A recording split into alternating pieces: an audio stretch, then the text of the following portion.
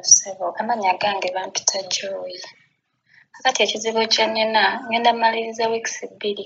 Kale omwezi guno gwe tuyingidde ogwa January ng'ennaku z'omwezi 24 bamaliriza contract yange. Kakati madamu bangambye mbu sigenda fuluma kiyumba ng'omukozi omulala atannaba kujja. Muli nagenda nenkuba essimu ku ssimu mu ofiisi bangamba bawa amannya g'omuwala. Omuwala ne mmuba w'amannya ne mbagamba agenda kujja mu bbanga ki. Kale madamu teyanziramu ate nga nze mpulira nkooye. Ndi mulwadde njagala kuddaka mbadde njagala mwezi ogwa February mbeere nga nfulumye. Kati oba mbadde njagala kufuna obuyambi gy'oli advice ki gy'osobola okumpa kubanga nze njagala kudda waka emyaka 2 mbuzaayo weeks 2 ngimaleko. Ekizibu kye nnina kami mbu sijja fuluma ng'omukozi omulala tazze naye ate era nga nasayininga contract ya myaka 2 kubanga sobola kubeera wano nga contract yange ngimazeeko. Ekisooka nkooye njagala kudda waka. Omwana wange omulala yabula njagala kukomayo waka. Nkooye naye kampani nayogeddeko nabo tebanfaako.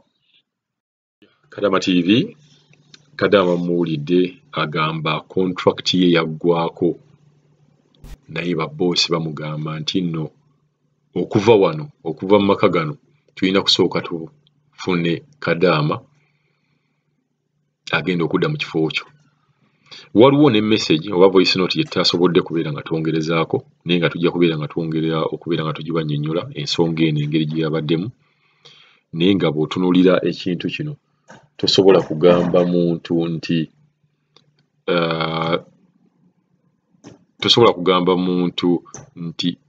ogenda okuva wano okunkolera nina okubeera nga nfunye omuntu agenda okureplacinga. Ekintu kino kiri nti bw'obeera ddala mbadde nkukolera nga nkukolera bulungi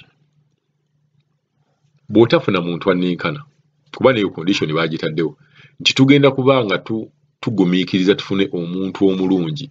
Omuntu omulungi kitegeeza ki? Kitegeeza nange mbadde mbakolera bulungi ye muntu omulungi. Kati kiyinza obbatwalira ebbanga obutafuna muntu yenkana oba omuntu agezaako na kyenkola. Kati bwe tumala omwaka mulamba nga temufunye muntu oyo nina kusigala awo.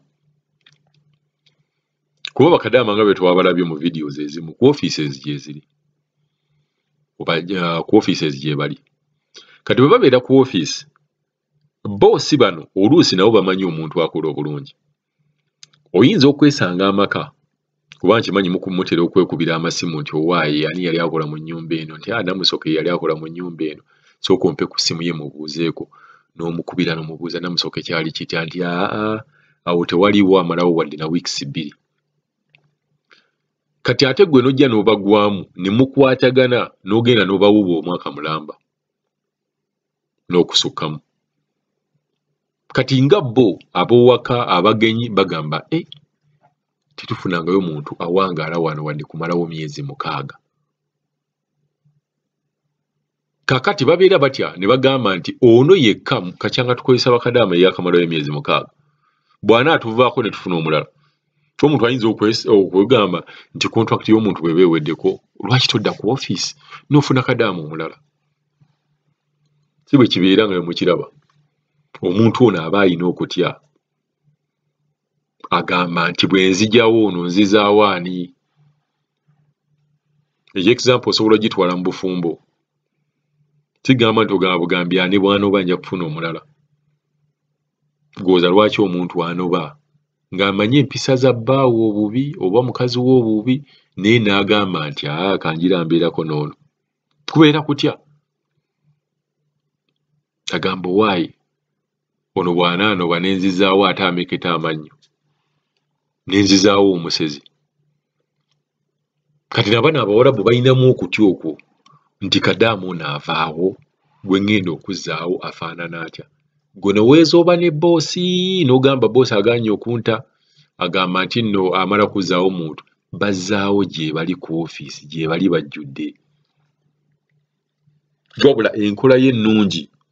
Omanyi ebintu bino bizibu.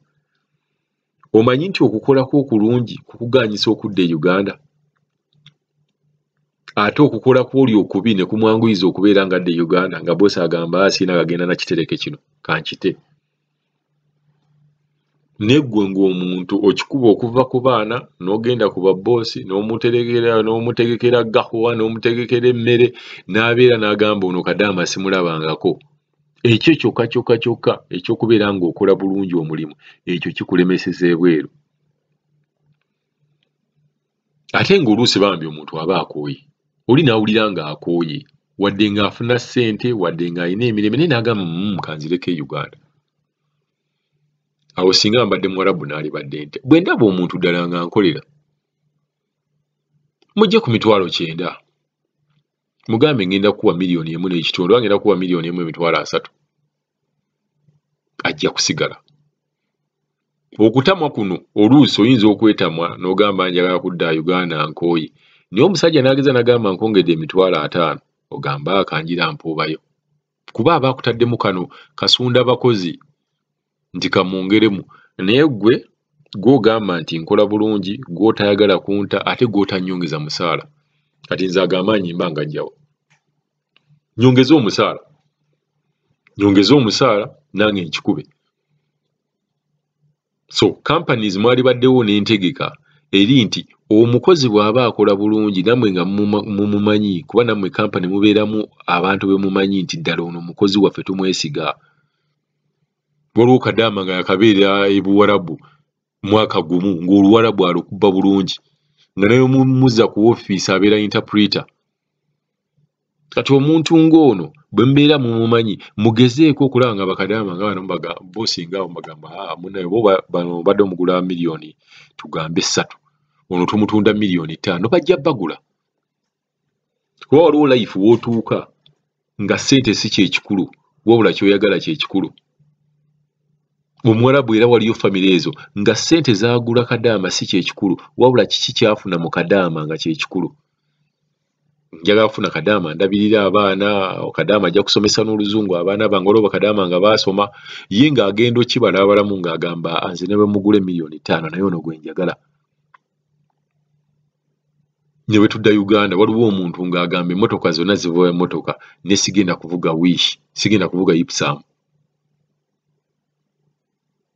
kangende nvuge Mercedes Benz n'agenda naye nga zonna zikola ekintu kyekimu ng'era zikutwala owantu weewamu. Kati kyeŋŋambye ekyo nti osooka n'ogamba nti omuntu ono Bakadaama bano muyinza okubeera mu gurupu zammwe mubeeramu Kadaama A, Kadaama class A, class B, class C nga class A mugyesiga ne mugirwanirira n'ebeera ng'efunanga na $1,150,000. Kuba kyo kya bulijjo ebintu tebyenkanankana nti ojja kwesanga nga Kadaama yasoma amanyi Oluzungu akuba Oluwarabu ng'amanyi buli kintu amanyi okulabirira abantu. Omuntu oyo kyansezza ez'okufuna ssente ezikusinga ku ggwe Kadaama atamanyi bintu bino zibeera z'amaanyi nnyo. Gwe tebeeza Kadaama amanyi Oluzungu nga gwe tolumanyi bwe banaabeera batwala nga ddala oli omuntu ayagala muntu anayigiriza abaana b'Oluzungu oba omuyigiriza Oluganda oba Oluzungu agenda kutandikira wanaye kutandikira n'oyo amanyi Oluzungu.